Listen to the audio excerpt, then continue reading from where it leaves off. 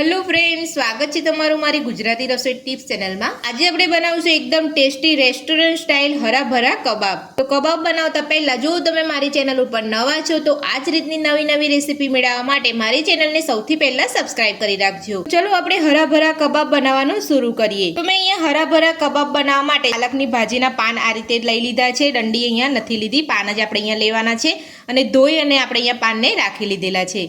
અને આપણે અહીંયા એક વાટકી જેટલા અહીંયા લીલા વટાણા લીધા છે। તો સૌથી પહેલા આપણે અહીંયા ગરમ પાણી કરવા મૂકી દીધું છે। તો એની અંદર આપણે અહીંયા પાલકની ભાજીના બધા જ પાન મૂકી દઈશું। તો મેં અહીંયા 200 ગ્રામ જેટલી પાલકની ભાજી લીધી છે। તો પાલકની ભાજીને તમારે આ રીતે ગરમ પાણીની અંદર જ લઈ લેવાની છે। સાથે જ આપણે અહીંયા લીલા વટાણા પણ લઈ લઈશું। ગેસની ફ્લેમ આપણે અહીંયા ફૂલ રાખીશું। સાથે જ આપણે અહીંયા સ્વાદ પ્રમાણે મીઠું ઉમેરીશું અને પાલક અને વટાણાનો કલર એકદમ સરસ ગ્રીન જળવાઈ રહે એના માટે આપણે અહીંયા એક નાની ચમચી ખાંડ ઉમેરીશું। तो आज रीते આપણે અહીંયા પાલકની ભાજી અને લીલા વટાણાને 4 થી 5 મિનિટ જેટલું કૂક થવા દઈશું। તો આ રીતે તમારે અહીંયા પાલકની ભાજી અને વટાણા ડૂબે એટલું પાણી અહીંયા રાખવાનું છે। તો 5 મિનિટ જેટલો સમય થઈ ગયો છે। તો હવે આપણે ગેસને બંધ કરી લઈશું અને વટાણા અને આપણે અહીંયા પાલકની ભાજીને કાઢી લઈશું અને કાઢીને ડાયરેક્ટ આપણે અહીંયા ગાળણીમાં લઈ લઈશું। तो વધારે કૂક ના થઈ જાય એટલે આપણે એને ઠંડા પાણીમાં લઈ લઈશું।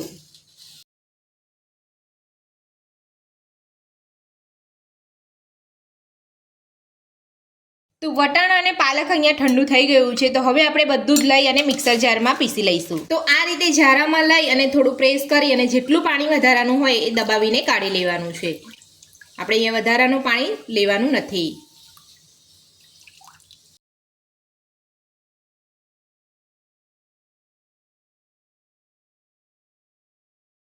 तो वटाणा અને પાલકની ભાજીને પાણીની અંદરથી કાઢીને આપણે મિક્સર જારમાં લઈ લીધું છે। તો હવે આપણે ઢાંકણ બંધ કરીને એક સ્મૂથ પેસ્ટ બનાવી લઈશું। તો હવે આપણે પેસ્ટને ચેક કરી લઈશું। જોઈ શકો છો એકદમ સરસ રીતે અહીંયા બધું જ પીસાઈ ગયું છે। તો આ જ રીતે તમારે પણ પીસી લેવાનું છે। તો હવે આપણે પેસ્ટને સાઈડમાં રાખી લઈશું। તો ગેસ ઉપર અહીંયા એક પેન મૂક્યું છે। પેનની અંદર આપણે અહીંયા એક વાટકી જેટલું બેસન લઈ અને આપણે શેકી લઈશું। તો આ રીતે કબાબ બનાવવાથી આપણો એ કબાબ એકદમ ટેસ્ટી બનશે। तो बेसन ने આપણે અહીંયા શેકીને જ ઉપયોગ કરવાનો છે। કાચું બેસન આપણે અહીંયા નથી લેવાનું। બેસન આપણું અહીંયા શેકાશે એટલે એનો કલર પણ બદલાઈ જશે। બેસનની અંદરથી સુગંધ પણ એકદમ સરસ આવશે। તો વધારે પડતું બેસનને આપણે અહીંયા નથી શેકવાનું। જો વધારે પડતું બેસન શેકાઈ જશે તો એમાં કડવાહટ પકડાઈ જશે। એટલે આપણે અહીંયા એકદમ મીડિયમ ગેસ ઉપર જ આપણે અહીંયા 2 થી 3 મિનિટ જેટલું આપણે અહીંયા શેકવાનું છે।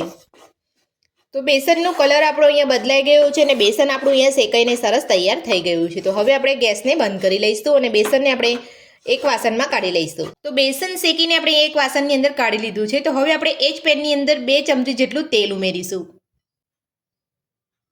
તેલને આપણે અહીંયા ગરમ થવા દઈશું। તો તેલની જગ્યા પર તમે અહીંયા ઘીનો ઉપયોગ પણ કરી શકો છો। તો તેલ આપણું અહીંયા ગરમ થઈ ગયું છે। તો હવે આપણે એમાં એક નાની ચમચી જેટલું જીરું ઉમેરીશું। સાથે જ આપણે અડધી ચમચી જેટલું આદું અને આપણે અહીંયા 2 થી 3 લીલા મરચાંને ઝીણા સમારી લીધા છે। તો આપણે તમે લીલા મરચાંનું પ્રમાણ તમે તમારા ટેસ્ટ પ્રમાણે વધુ કે ઓછું કરી શકો છો। અને આપણે અહીંયા અડધી ચમચી જેટલી આપણે અહીંયા આદુની પેસ્ટ લીધી છે એ પણ આપણે અહીંયા લઈ લઈશું। આદુ મરચાંને આપણે અહીંયા થોડું સાતળી લઈશું। વધારે પડતું આપણે અહીંયા નથી સાતળવાનું। તમે લસણ લેવા માંગતા હોય તો તમે અહીંયા લસણ પણ લઈ શકો છો। હવે આપણે તો ઝીણા સમારેલા શિમલા મરચાં ઉમેરીશું।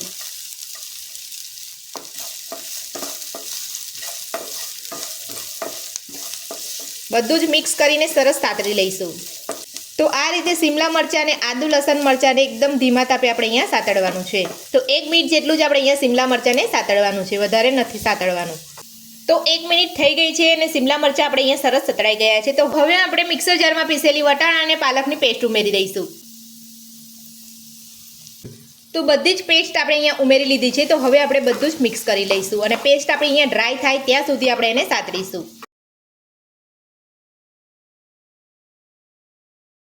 તો તમે જોઈ શકો છો આપણી પેસ્ટ અહીંયા સરસ રીતે સતળાઈ રહી છે અને અહીંયા પેન પણ છૂટું પડવા લાગ્યું છે। તો હજુ આપણે એને થોડી આપણે અહીંયા સાતળીશું। એકદમ સરસ રીતે ડ્રાય થઈ જાય ત્યારબાદ જ આપણે એક વાસણમાં કાઢવાનું છે।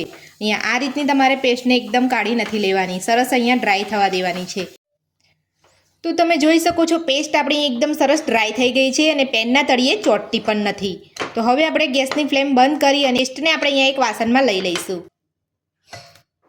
તો પેસ્ટને આપણે અહીંયા એક બાઉલમાં કાઢી લીધી છે. તો હવે અહીંયા 2 બટાકા બાફીને રાખી લીધેલા છે, એને આપણે છીણીથી અંદર છીણી લઈશું. તો પેસ્ટમાં જ આપણે અહીંયા છીણીથી છીણી લેવાના છે.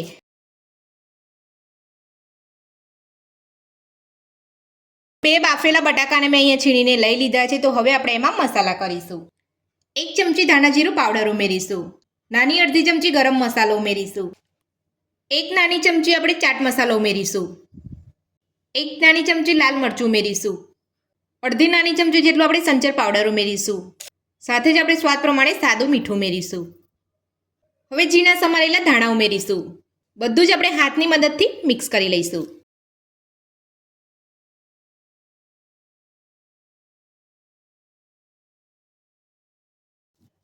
તો બધું જ આપણે અહીંયા મિક્સ કરી લીધું છે. તો હવે આપણે એમાં શેકેલું બેસન થોડું થોડું ઉમેરતા જઈ અને મિક્સ કરી લઈશું. તો જરૂર પ્રમાણે તમારે અહીંયા બેસન ઉમેરવાનું છે, વધારે પડતું બેસન નથી ઉમેરવાનું. અને આ રીતે તમે અહીંયા બેસન ઉમેરવા ના માંગતા હોય તો તમે અહીંયા ટોસ્ટનો ભૂક્કો પણ ઉમેરી શકો છો.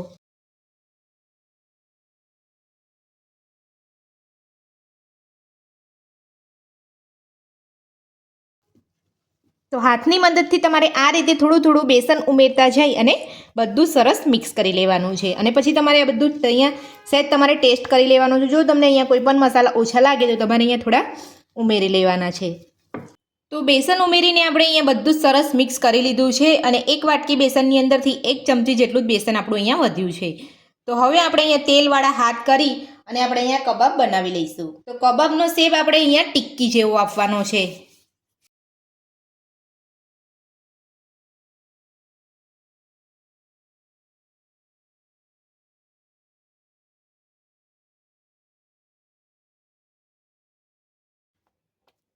તો આ રીતે આપણે અહીંયા બધા જ કબાબ બનાવી લઈશું.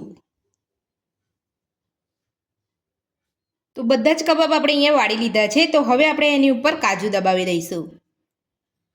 તો આ રીતે કાજુ મૂકી અને થોડું એને પ્રેસ કરી લેવાનું છે, એટલે કે દબાવી લેવાનું છે. તો જ્યારે પણ તમે ફ્રાય કરો યા તો તમે તળો ત્યારે બહાર ના નીકળી જાય.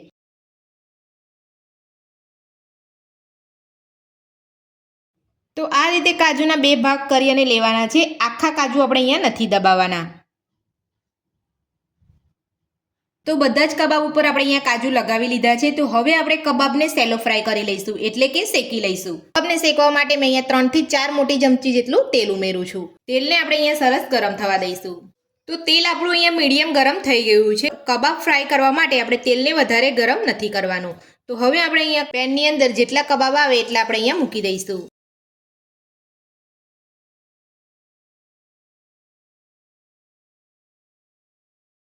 અને ધીમા તાપે આપણે કબાબને ફ્રાય થવા દઈશું.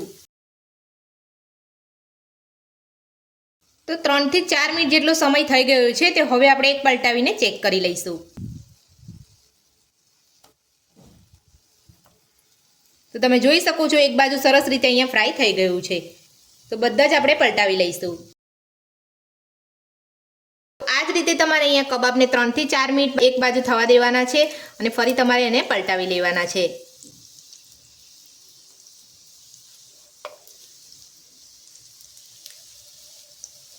તો એ જ રીતે આપણે અહીંયા બીજી બાજુ પણ થવા દઈશું. તો આ રીતે કબાબને ફ્રાય કરવા માટે ગેસની ફ્લેમ આપણે સ્લો જ રાખવાની છે. ફૂલ ગેસ ઉપર આપણે કબાબને ફ્રાય નથી કરવાના. તો બીજી બાજુ પણ આપણે સરસ અહીંયા ફ્રાય થઈ ગયા છે. તો હવે હું તમને અહીંયા ચેક કરીને બતાવી દઉં છું. તો તમે જોઈ શકો છો આપણા બીજી બાજુ પણ સરસ રીતે ફ્રાય થઈ ગયા છે. તો હવે આપણે બધા જ કબાબને કાઢી લઈશું. તો બાકી રહેલા કબાબને પણ આપણે એ જ રીતે ફ્રાય કરી લઈશું. તો બીજા કબાબ આપણે અહીંયા ફ્રાય થાય છે ત્યાં સુધી આપણે હરાભરા કબાબ સાથે ખવાતી સ્પેશિયલ ચટણી બનાવી લઈશું. તો ચટણી બનાવવા માટે આપણે અહીંયા એક નાનું મિક્સર જાર લીધું છે. એની અંદર 1 નાની ચમચી જેટલું જીરું ઉમેરીશું. તમારે અહીંયા શેકેલા જીરાનો પાવડર ઉમેરવો હોય તો પણ તમે અહીંયા ઉમેરી શકો છો. સાથે જ આપણે અહીંયા થોડા ફુદીનાના પાન ઉમેરીશું. તો ફુદીનાના પાન મેં અહીંયા ડાળી સહિત જ લીધા છે.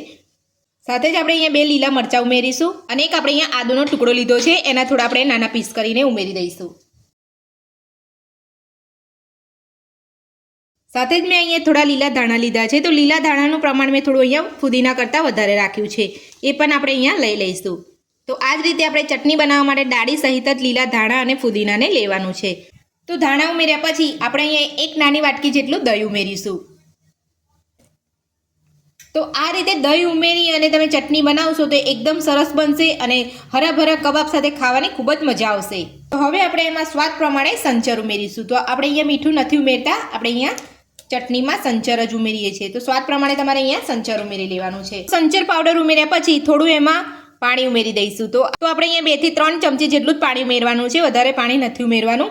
અને પીસ્યા પછી તમને જો ચટણી અહીંયા જાડી લાગે તો તમારે થોડું પાણી ઉમેરી લેવાનું છે. તો હવે આપણે અહીંયા ઢાંકણ બંધ કરી અને બધું સરસ પીસી લઈશું. તો બધું જ આપણે અહીંયા પીસી લીધું છે. તો તમે જોઈ શકો છો આપણી ગ્રીન ચટણી એટલે કે કબાબની સ્પેશિયલ ચટણી બનીને આપણે અહીંયા તૈયાર છે. તો હવે આપણે ચટણીને કબાબ સાથે સર્વ કરી લઈશું. તો રેસ્ટોરન્ટ સ્ટાઇલ હરાભરા કબાબ બનીને આપણા તૈયાર છે અને આપણે ચટણી સાથે અહીંયા સર્વ પણ કરી લીધા છે. તો તમે જોઈ શકો છો આપણા કબાબ એકદમ સરસ બન્યા છે.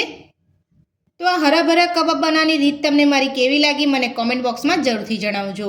અને મારી આ રીતથી તમે ઘરે એકવાર જરૂરથી ટ્રાય કરજો. તો રેસીપી ગમી હોય તો વિડીયોને લાઇક કરજો, ચેનલને સબસ્ક્રાઇબ કરજો, તમારા મિત્રોને જરૂરથી શેર કરજો. Thank you.